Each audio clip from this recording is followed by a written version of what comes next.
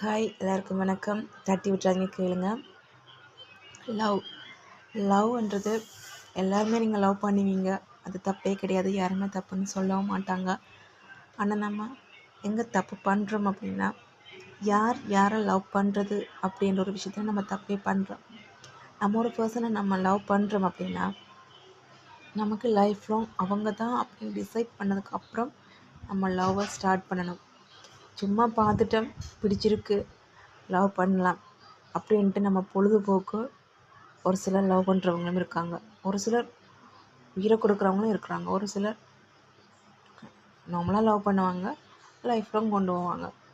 இப்படி நிறைய விதமான லவ் எல்லாம் இருக்குது. லவ் பண்ணுங்க, ஆனால் ஏன் அவங்கள விட்டுட்டு இன்னொருத்தங்க மேலே உங்களுக்கு லவ் வருது? எப்படி வருது? ஒரு பர்சன் நீங்கள் லவ் பண்ணுறீங்க, உங்களுக்கு பிடிச்சிருக்கு, லவ் பண்ணுறீங்க. ஆனால் அந்த பர்சனை விட்டுட்டு ஒருத்தங்களை கண்டோன்னே எப்படி உங்களுக்கு அவங்க மேலே லவ் வருது? அதுதான் புரிய மாட்டேங்குது.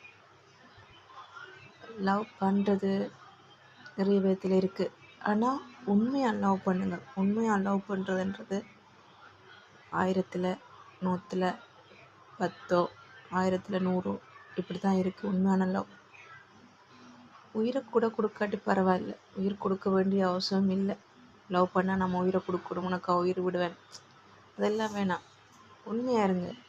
உயிரை கொடுக்குறதுக்கு அதுவே சமனாக இருக்குது. லைஃப் லாங் நம்ம லவ் பண்ணவங்கள அழகோ அழகிலையோ, பணம் இருக்கோ பணம் இல்லையோ, அந்த மனசு தான் முக்கியம். நமக்காக இருக்காங்களே, நம்மளை நம்புகிறாங்களே, அவ்வளவும் போதும். அவங்களுக்கு நம்ம உண்மையாக இருக்கணும். கடைசி வரைக்கும் அவங்களுக்கு உண்மையாக இருந்து அவங்கள கல்யாணம் பண்ணிக்கிட்டு அவங்களோட சந்தோஷமாக வாழணும்.